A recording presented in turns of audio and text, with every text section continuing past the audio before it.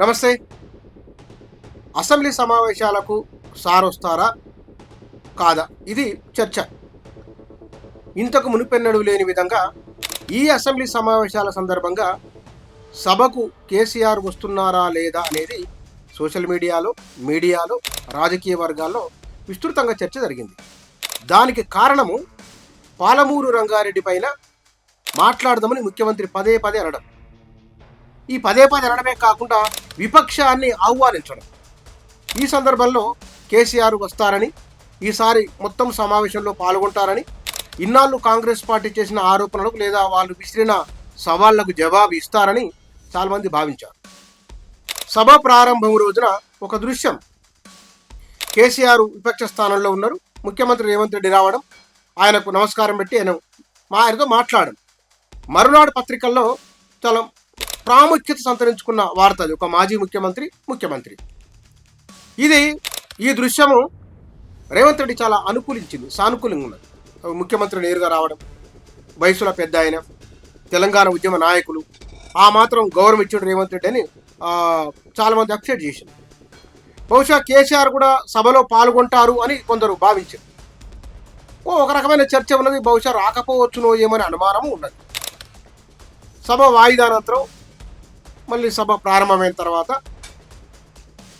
Speaker అసెంబ్లీలో కాంగ్రెస్ నాయకుల వ్యాఖ్యలు, ఒకవేళ మైక్ ఇస్తే గనక మీరు ముఖ్యమంత్రిని విమర్శిస్తున్నారు అనే అనడంతో బీఆర్ఎస్ వాళ్ళు సభను ఈ సమావేశాలకు దూరంగా ఉంటామన్నారు. అదొక అంశం. కేసీఆర్ సభలో ఉండి కేసీఆర్ కనుక కాంగ్రెస్ వాళ్ళకు సమాధానం చెప్పి ఉంటే, ఎందుకు కేసీఆర్ సభకు రారు అనే ఒక ప్రశ్న, ఒక భావన ఉన్నది, అది బద్దలైపోయింది. కేసీఆర్ మాట్లాడితే కనుక ఆయనకున్న అవగాహన, ఏ మాట కామాట చెప్పుకోవాలి, నీళ్ల విషయంలో, విద్యుత్ విషయంలో, తెలంగాణ అవసరాల విషయంలో కేసీఆర్కు ఉన్నంత అవగాహన బహుశా మిగతా వాళ్లకు లేదని చెప్పవచ్చు. ఎందుకు? ఒక 20 ఏళ్ల పాటు ఆయన తెలంగాణ ఎట్లా ఉండాలి, ఎట్లా ఉంటే బాగుంటుంది, ఆయన ఆలోచనల నుంచి వచ్చిందే రీఇంజనీరింగ్, రీడిజైన్. బహుశా ప్రపంచంలో ఇంత పెద్ద ఎత్తున ఎత్తిపోతల పథకాలు పెట్టింది తెలంగాణలో ఉండవచ్చు. అంటే వీటిని ఎట్లా తీసుకొని రావాలి, కొంత రిస్క్ అయినా సరే ఎట్లా ఒక అడుగు ముందుకు వేయాలి, డబ్బులు ఎట్లా మొబిలైజ్ చేయాలి, ఈ విషయాలపైన ఆయనకు లోతైన అవగాహన ఉండదు. ఆ మేరకు ఆ ప్రయత్నం కూడా జరిగింది. ఆ ప్రయత్నానికి కారకులైన వారి సభలో ఉంటే కనుక, కాంగ్రెస్ చేసిన ప్రశ్నలకు సమాధానం చెప్పి ఉంటే కనుక ఇవాళ బీఆర్ఎస్ శ్రేణులకు అంతులేని శక్తి వచ్చి ఉండేది. కేసీఆర్ మాట్లాడితే ఇవాళ సంబంధిత శాఖ మంత్రి కానీ లేదా ముఖ్యమంత్రి అయినా సరే వారు ఒక ప్రశ్న అన్నారు, పాలమూరు రంగారెడ్డి నీళ్లు తీసుకోవడము తల నుంచి వెళ్ళి తోక దగ్గరికి ఎందుకు పోయినా అన్నారు. ఎందువల్ల మార్చాల్సి వచ్చింది, దానికి కారణం ఏమిటి? అది కేసీఆర్ తాను ముఖ్యమంత్రిగా ఉన్నప్పుడు రీఇంజనీరింగ్, రీడిజైన్ చేసినప్పుడు చాలా విపులంగా మాట్లాడారు. అసెంబ్లీలో ఆయన పవర్ పాయింట్ ప్రజెంటేషన్ కూడా ఉన్నది. అదే విషయాన్ని మళ్ళొకసారి ఆయన ప్రజలకు ఒకసారి గుర్తు చేసి ఉంటే కనుక, ఆనాడు ఎప్పుడెప్పుడు ఏమేమి మాట్లాడుతూ కనుక ప్రజలు ఇప్పుడు చర్చ పెట్టి ఉంటే కనుక కాంగ్రెస్ ప్రశ్నలకు సమాధానం చాలా సులభంగా దొరికి ఉండేది. మరి ఇది తప్పకుండా బీఆర్ఎస్కు మైనసే. స్పీకరు లేదా అక్కడ మైక్ ఇస్తే మీరు ఇబ్బంది పెడతారంటే జరగంది ఎప్పుడు. దాన్ని నిజంగానే అది బీఆర్కి ఇబ్బంది కలిగించే విషయమా లేదా కేసీఆర్కి ఇబ్బంది కలిగించే విషయమా? అదే జరిగి ఉంటే కనుక కేసీఆర్కు మైలేజ్ మరి కొన్ని రెట్లు పెరిగి ఉండేది, ఆయన పట్ల సానుభూతి మరింత ఎక్కువగా వచ్చి ఉండేది.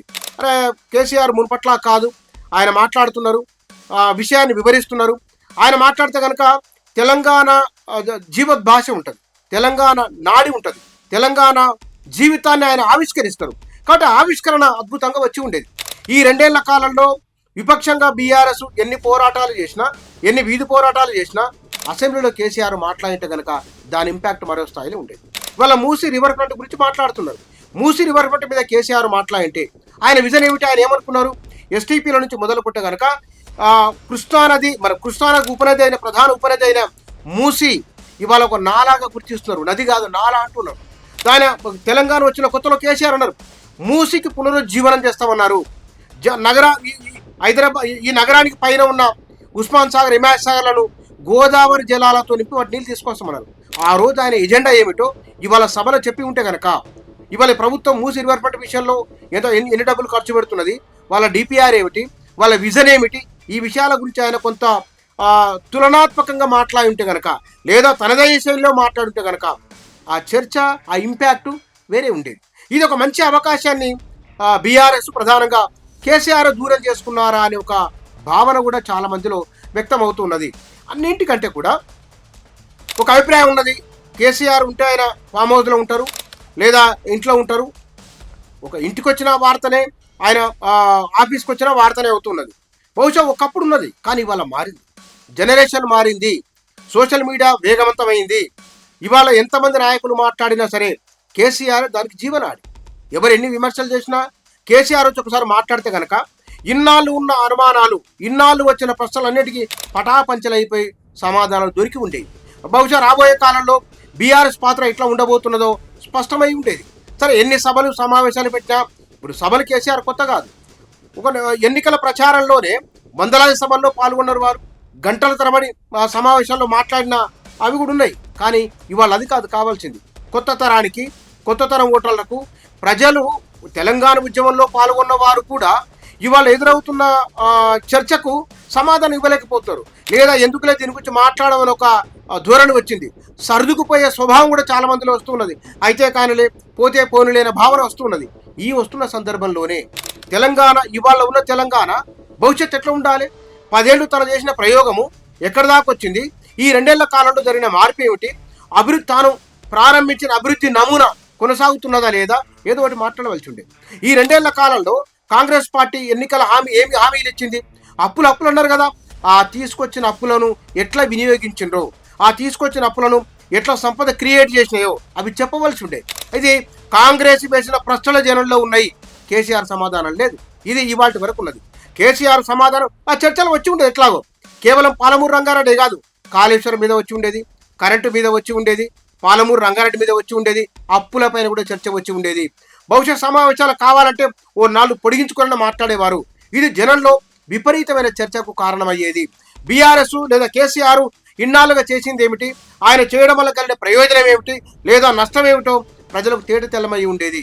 ఒక మంచి అవకాశాన్ని ఈ సమావేశాల సందర్భంగా బహుశా బీఆర్ఎస్ లేదా కేసీఆర్ మరి కావాలనా, లేకపోతే కనుక వారు నిజంగానే ఇబ్బంది పెడతారు, తాము చెప్తే వినిపించుకోరు, వారి వాయిసే బలంగా పబ్లిక్ వెళ్ళిపోతుంది, తమ వాయిస్ ఆగిపోతుంది, ఒక నెగిటివ్ వెళ్తుందో ప్రజల్లోకి అనే అనుకున్నారేమో తెలియదు. కానీ అవకాశాన్ని, మంచి సమయాన్ని, మంచి సందర్భాన్ని కేసీఆర్ దూరం చేసుకున్నారు అనేదే చాలామంది ప్రజలు, చాలామంది రాజకీయ పండితులు భావిస్తున్నారు, అట్లా అనుకుంటున్నారు.